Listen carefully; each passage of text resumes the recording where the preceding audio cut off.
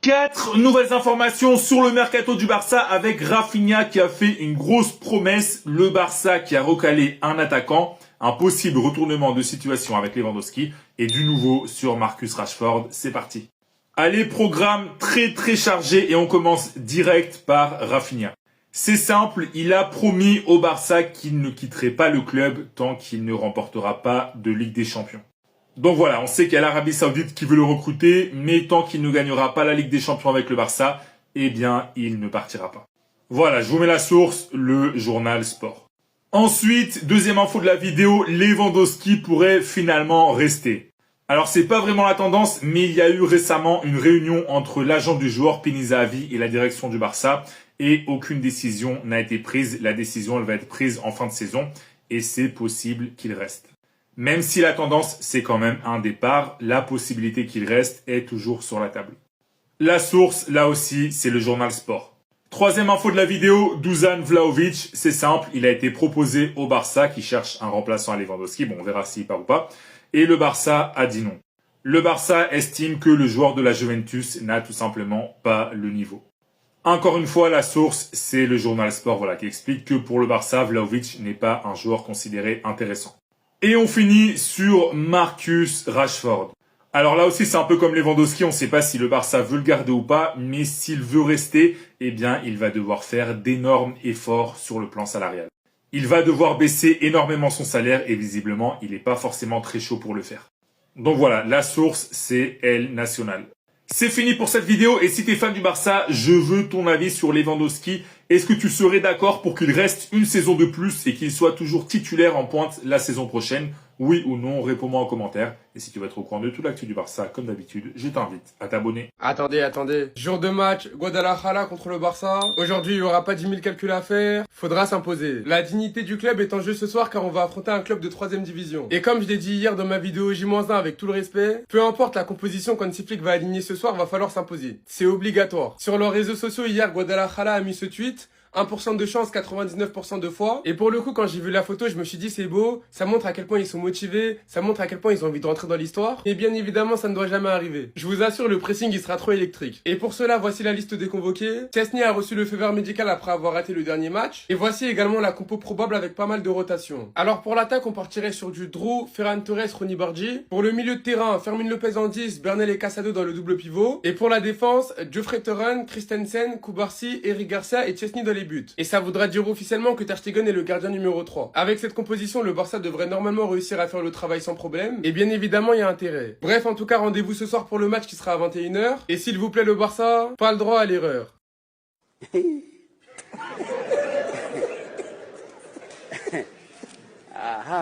Tant que je n'ai pas vu ça de mes yeux, je vais pas y croire. Vous voulez vraiment faire croire que Garcia, qui est le gardien numéro 1, sera au repos. Et il faut aussi rappeler que de base, Ter Stegen estime qu'il peut être le gardien numéro 1.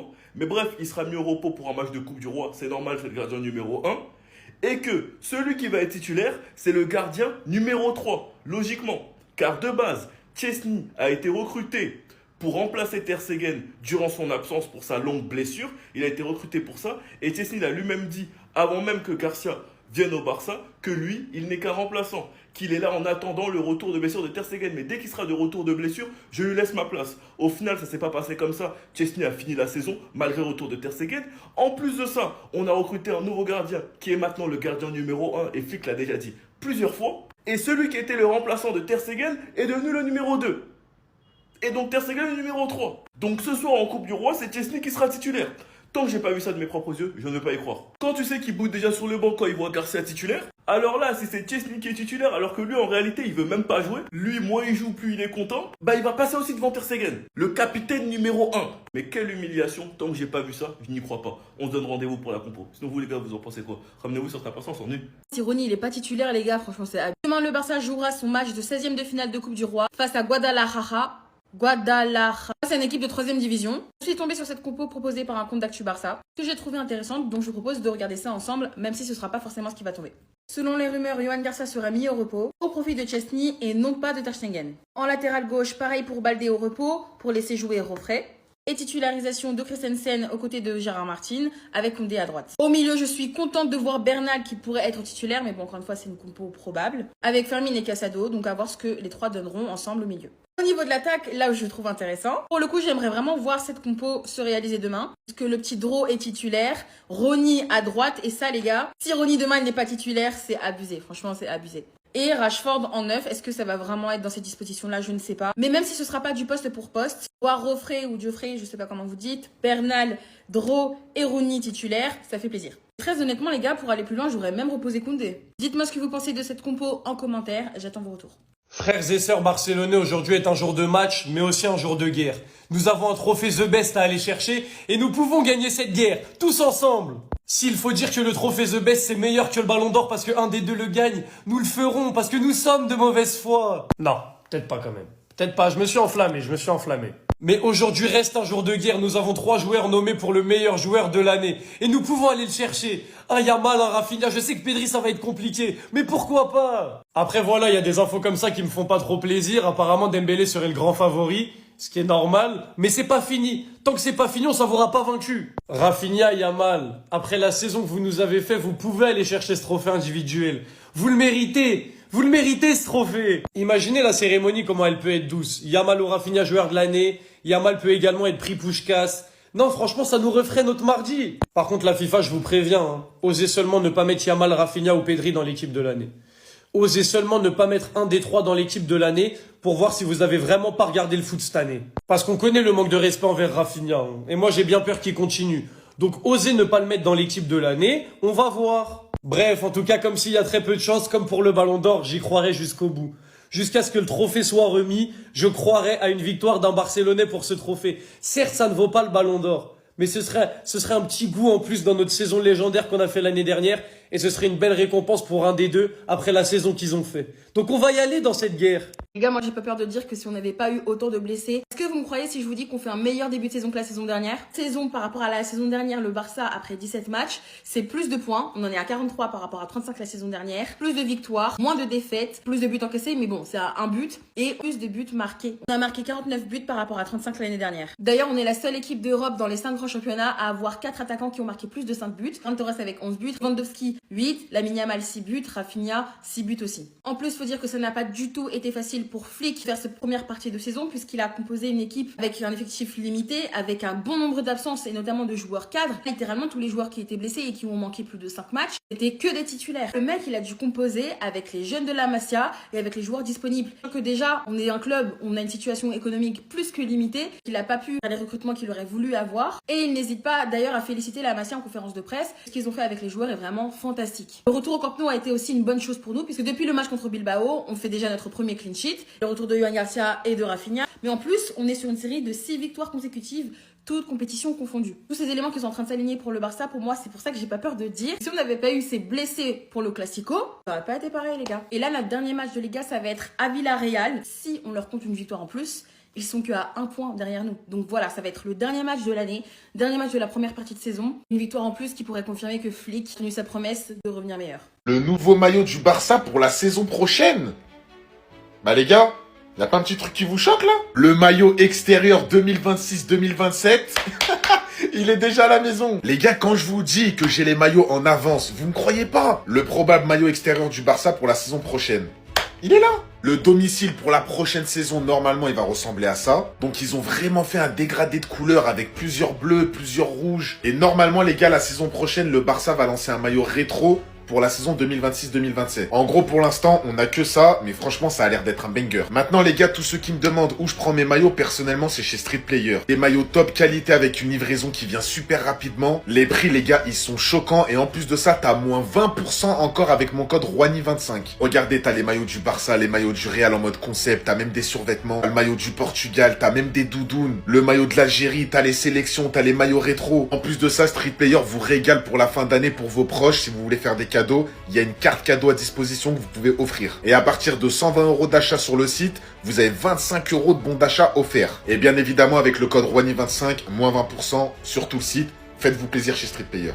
Le foot est devenu la Fashion Week. Maintenant, dès que c'est la mode de critiquer un joueur, plein de gens vont le critiquer, pas d'argument, on dirait qu'ils ne regardent même pas les matchs. Je parle de Frenkie là, mais franchement ça s'applique à pas mal de joueurs. Il y a ceux qui sont déçus de Frenkie de Jong parce que quand il est arrivé, ils s'attendaient à mieux. En mode, si on leur avait dit, il est encore là aujourd'hui, dans leur tête, il y avait beaucoup plus de matchs références, etc. Eux, on les met sur le côté parce que c'est cohérent. Par contre, ceux qui sont là en mode toupie, en mode oui, non, Frenkie de Jong se cache derrière Pedri dans les grands matchs, alors vous, franchement, il y a un moment donné, ouvrez vos yeux, allumez votre télé. Je vais même pas beaucoup m'étendre sur le sujet, allez juste voir la double confrontation de la saison passée contre l'Inter et revenez me voir après. Alors dites des trucs cohérents, un minimum s'il vous plaît. Et puis un autre cas qui me surlupine, c'est ceux, en fait, quand Pedri s'est blessé, ils se sont dit que Frenkie de Jong allait se transformer en Pedri. En mode, il allait faire du Pedri, mais vous êtes où là en fait? Ils ont même pas le même apport sur le terrain. Comment tu peux avoir regardé la saison de Frenkie de Jong au début, celle de Pedri, et te dire que ça allait être possible en fait? Frenkie était notre avant-garde défensive. C'est pour ça ceux qui critiquent défensivement, je suis là en mode, mais les gars, genre vous vous moquez des gens. Il a limite des fois joué en défense centrale, il a été baldé sur de nombreux coups parce qu'il était clairement perdu. Et moi, c'est limite ça qui m'a impressionné dans son début de saison. On avait un Frenkie qui défendait, genre qui était quand même un peu plus dans ce rôle de 6 là, qui ok se projetait à de nombreuses reprises, mais c'est le caractère défensif de ses performances, moi, qui me marquait en fait. Ceux qui parlent du match contre Chelsea, je vais même pas m'attarder là-dessus, on était à 10. Ok, on attendait mieux de Frenkie, on pensait qu'il allait peut-être être en haut, mais quand tu vois la performance de tous les autres à côté, franchement, genre stop au bout d'un moment. Et enfin, bah moi personnellement, j'essaie d'être cohérente un minimum dans mes propos, et je conçois qu'actuellement, Eric Garcia c'est titulaire, parce que oui, il est clairement plus dur dans l'homme, il a une sorte de pression qui met, que oui, Frenkie de Jong ne met pas. Le système de FIC demande beaucoup d'intensité et un pressing quand même plutôt haut, bah c'est pas étonnant qu'Eric soit là. Des choses que Frenkie fait, qu'Eric Garcia ne pourra jamais faire, et c'est clairement techniquement, genre je suis désolée, Frenkie ça a des années-lumière, donc d'après moi il va reprendre sa place, on verra bien ce qui se passe, mais voilà, c'était mon petit coup de gueule, parce que franchement, il y a une partie de la communauté qui me fatigue, genre c'est bon. Ça va peut-être vous paraître fou, les gars, mais le Barça actuel, en termes de stats, est meilleur que le Barça de la saison dernière. Regardez. Le Barça de la saison dernière, 35 points, 11 victoires, 2 nuls, 4 défaites, 45 buts marqués, 19 buts encaissés. Le Barça actuel, 43 points, 14 victoires, 1 nul, 2 défaites, 49 buts marqués et 20 buts encaissés. En termes de stats, on est meilleur cette année. Je sais c'est quoi le problème. Oui, je suis comme vous, les gars. C'est niveau émotion. Niveau émotion, le Barça 24-25, il est inégalable. Car moi, en tant que supporter du Barça, c'est ma saison préférée. Et pourtant, j'en ai vu des Neymar, des Messi, des Suarez. C'est ma saison préférée. La 24-25, c'était ma préférée saison du Barça, les gars. Moi, c'est une question de sensibilité, d'émotion. La saison dernière, on a eu du Rafinha vs Benfica. On perdait 4-2 à 10 minutes de la fin. Dernière minute, Rafinha, il met un but, 5-4. Sous la pluie, il glisse. On a les classicos, on a tabassé le Real. Voilà où il y a eu le Yamal Show. Calma, calma, à chaque fois il plantait, il mettait des stories, ça se passait bien. Bien évidemment le Yamal vs Inter. Après les gars, la saison elle est pas encore finie, hein. Mais c'est loin, hein. Yamal il peut nous faire revivre les mêmes émotions, on sait pas. Hein. Mais en fait ce qui s'est passé ce jour-là, ça va rester là, en tant que supporter du Barça, ça va rester là les gars. Parce qu'en fait ce qui est fou avec cette performance, c'est que tu peux préférer l'aller ou le retour. Tellement que les deux c'est des 10 sur 10 les gars. Personnellement j'ai préféré le retour à Giuseppe Meazza parce que Yamal sur la constance du match, je trouve qu'il était meilleur. Regardez, à l'aller, en première mi-temps, il fait le show absolu. En deuxième mi-temps, il disparaît un peu. Giuseppe Meazza, les gars, de la première à la 90e minute, il était possédé. Il était possédé. Il a fait sortir Di Marco. Di Marco, il est sorti. Augusto, il rentre. Première action, petit pont. Il les sort. Non, les gars, c'est du jamais vu, cette performance. C'est du jamais vu. C'est pour ça que on a du mal avec ce Barça cette saison-là, parce vous avez l'impression que Yamal, il dribble moins, il passe moins ses adversaires. Je vous comprends au fond, moi, les gars. Je vous comprends totalement. La désinformation, c'est trop, j'en peux plus. Bon, regardez le tweet. Bon, j'ai mis la traduction. Info de dernière minute. Le FC Barcelone ne participera pas à la cérémonie des prix FIFA The Best demain. Peut-être parce qu'on a un match de football demain. Demain, pour ceux qui savent pas, le Barça se déplace à Guadalajara. Le nom, il est trop compliqué à prononcer. Bref, 16e de finale de Copa del Rey. Bien évidemment qu'on sera pas à la cérémonie The Best. Ça fait genre, on est le Real Madrid qui se déplace pas à la cérémonie du Ballon d'Or quand Vinicius devait la voir, mais qu'il a pas eu.